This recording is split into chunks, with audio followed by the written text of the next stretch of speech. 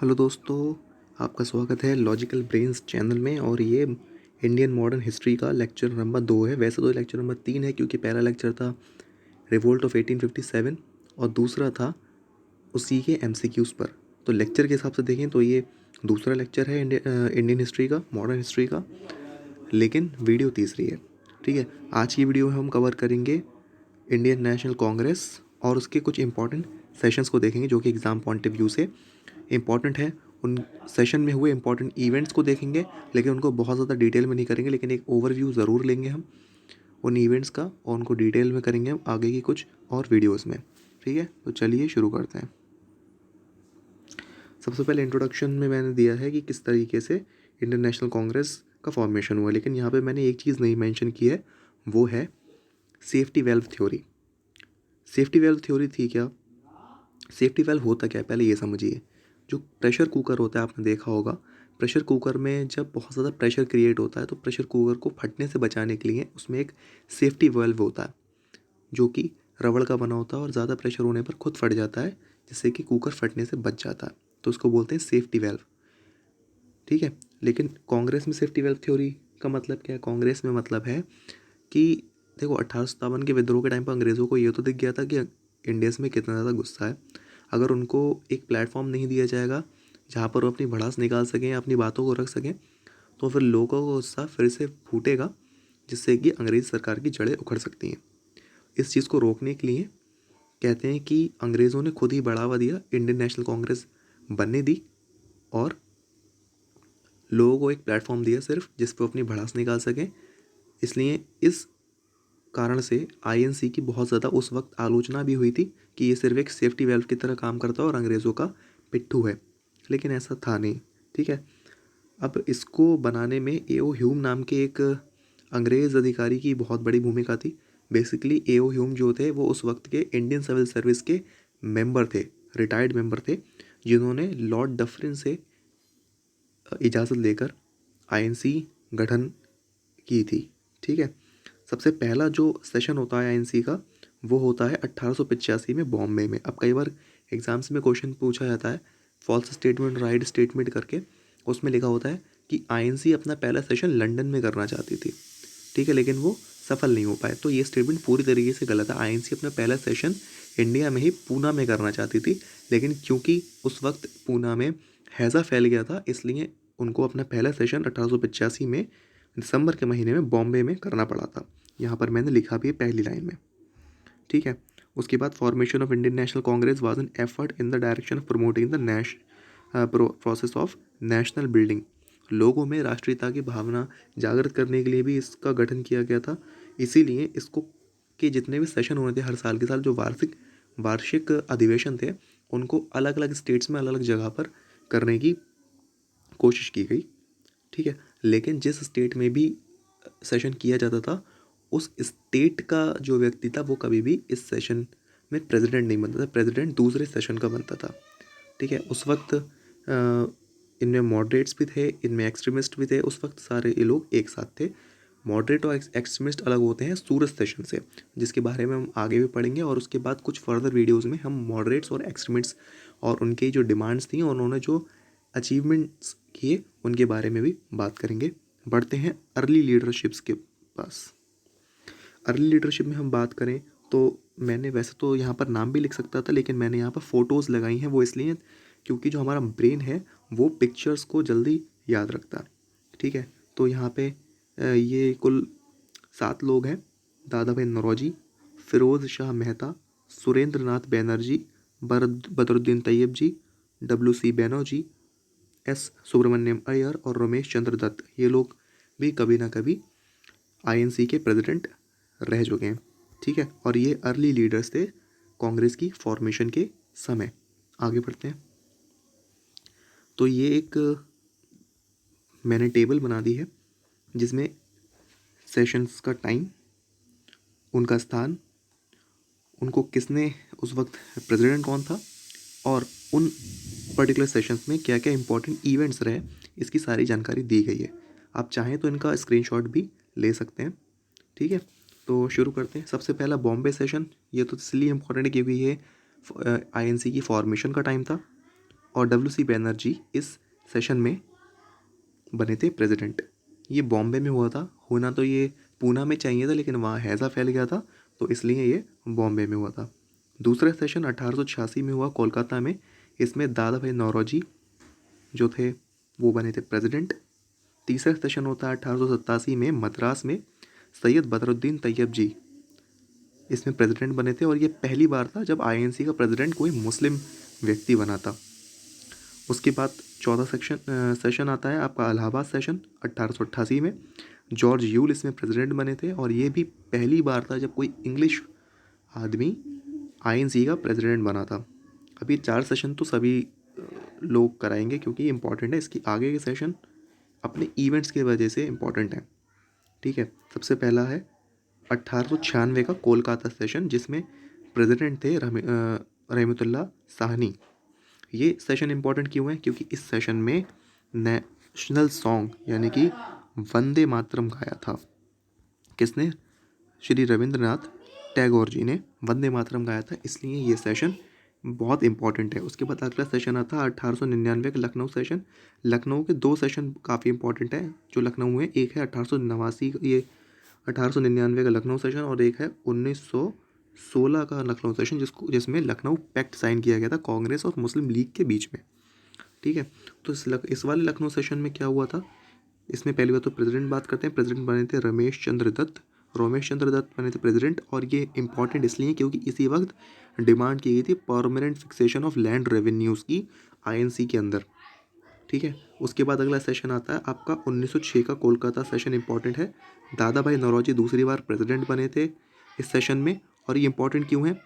यहाँ पर रिजोल्यूशन आया था स्वराज पर यानी कि सेल्फ गवर्नमेंट पर, बाइकॉट मूवमेंट पर और स्वदेशी और नेशनल एजुकेशन पर। तो यहाँ पर 1899 का लखनऊ पैक्ट में रमेश चंद्र दत्त बने थे प्रेसिडेंट और डिमांड की थी permanent fixation of land revenue की।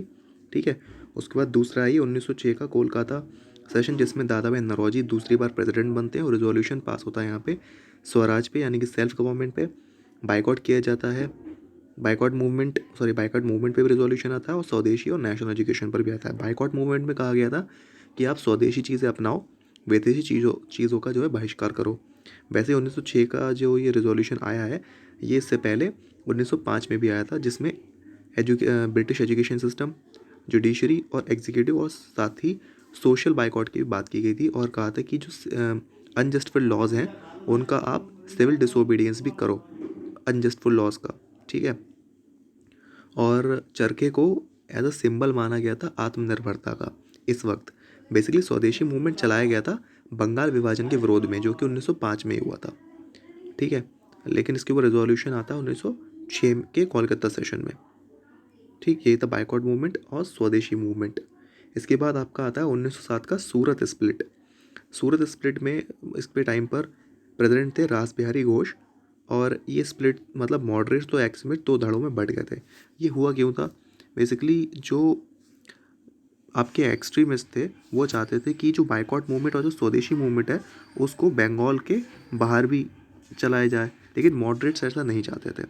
ठीक है, और एक्सट्रीमिस्ट चाहते थे कि लाला लाजपत राय जो हैं इस सेशन में प्रेसिडेंट बने, एक्सट्रीमिस्ट चाहते थे। While on the other hand moderates की डिमांड थी कि रास बिहारी घोष जो है वो बन जाए इस सेशन के प्रेसिडेंट। लेकिन लास्ट में होता क्या है, क्योंकि मॉडरेट्स जो थे वो ज़्यादा संख्या में थे और एक्सट्रीमिस्ट थे कम, इसलिए मॉडरेट्स जीत गए थे और लास्ट में सूरत सेशन में प्रेसिडेंट बनते हैं ये यानी कि रास बिहारी घोष साहब और लाला लाजपत राय अपने पूरे ग्रुप के साथ यहाँ से बाइकआउट कर देते हैं, मतलब दूर निकल जाते हैं और हट जाते हैं और कांग्रेस से बाहर आ जाते हैं। ठीक है, अब आते हैं नेक्स्ट सेशन पर 1916 का लखनऊ सेशन। इसको लखनऊ पैक्ट के नाम से जाना जाता है, सेशन को लखनऊ पैक्ट के नाम से जाना जाता है। प्रेसिडेंट थे इसमें AC मजूमदार। लखनऊ पैक्ट में मुस्लिम लीग और कांग्रेस के बीच में कुछ कॉन्स्टिट्यूशनल रिफॉर्म्स पर चर्चा हुई थी और कुछ सहमति बनी थी। इसको बोलते हैं लखनऊ पैक्ट। इसको हम आगे की कुछ वीडियोस में डिटेल में करेंगे, अभी सिर्फ आप इसके बारे में इतना ही जानिए। इसके बाद अगला जो सेशन है जो आपको जानना चाहिए वो है 1917 का कोलकाता सेशन। इसको रिप्रेजेंट किया था।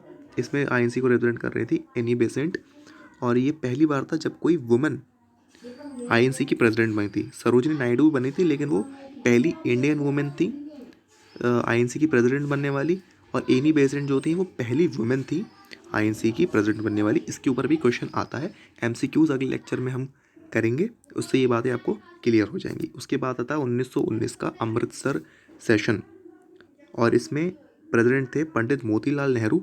इसमें इन्होंने सपोर्ट किया था खिलाफत मूवमेंट को। बेसिकली खिलाफत मूवमेंट को 1918 में दिल्ली सेशन में भी सपोर्ट किया गया था, लेकिन इसमें सपोर्ट करती है पूरी पूरी कांग्रेस पूरी सहमति के साथ। ये हुआ क्यों था आप ये जान लीजिए पहले। खिलाफत मूवमेंट है क्या? बेसिकली जब प्रथम विश्व युद्ध हुआ था तो उसमें तुर्की हार गई थी। तुर्की के हारने के बाद ब्रिटेन ने जो वहाँ के ऑटोमन एम्पायर के खलीफा जो थे, जो ऑटोमन एम्पायर के सुल्तान थे, उनको अपदस्थ कर दिया, उनको पद से हटा दिया था। ठीक है, उनसे सारी पावर छीन ली थी।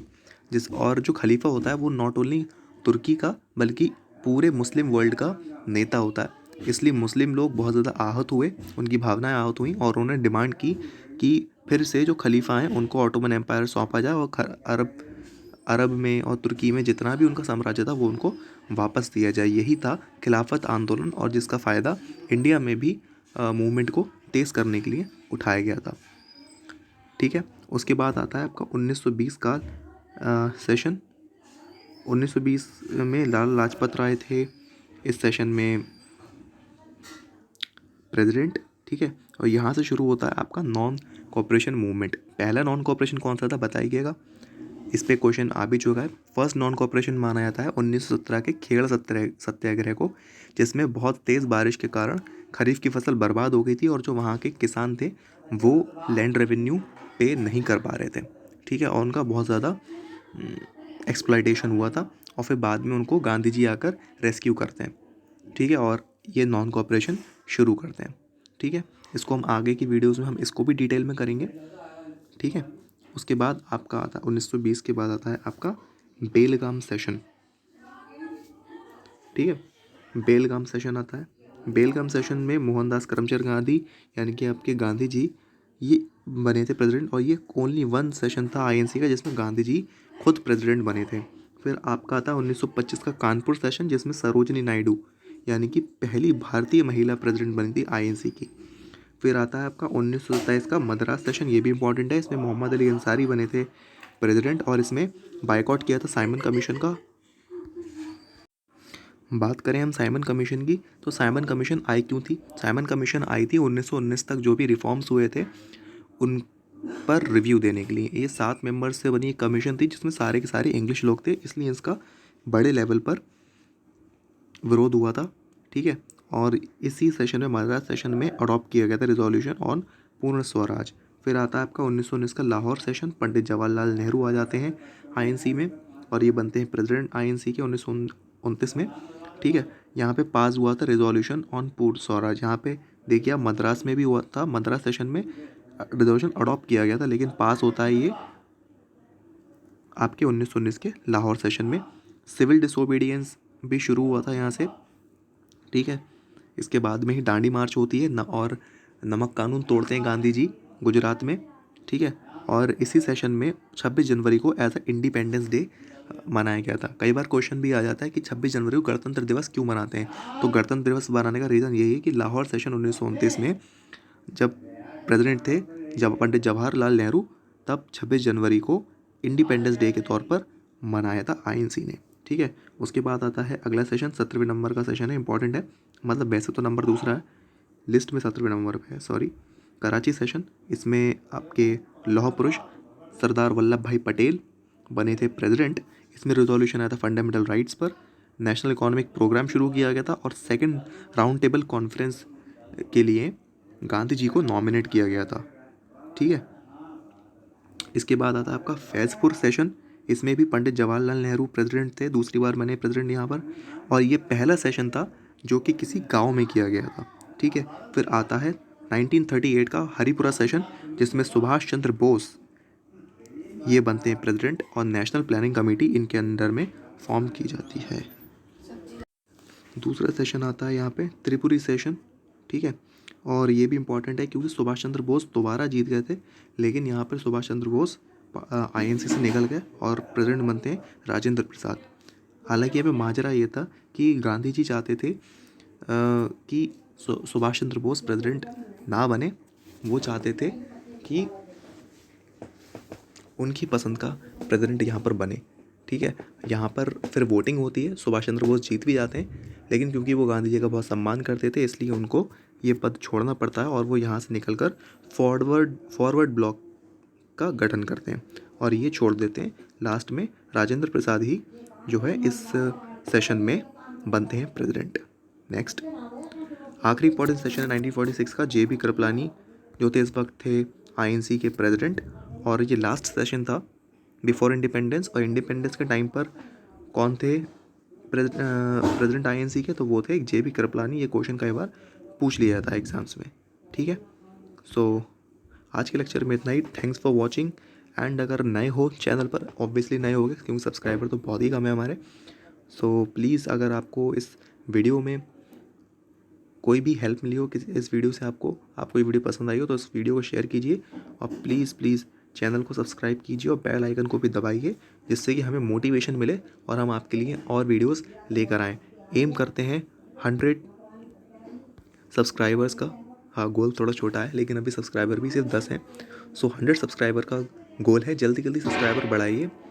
100 सब्सक्राइबर का गोल पूरा होगा तो और वीडियोस भी हम लेकर आएंगे।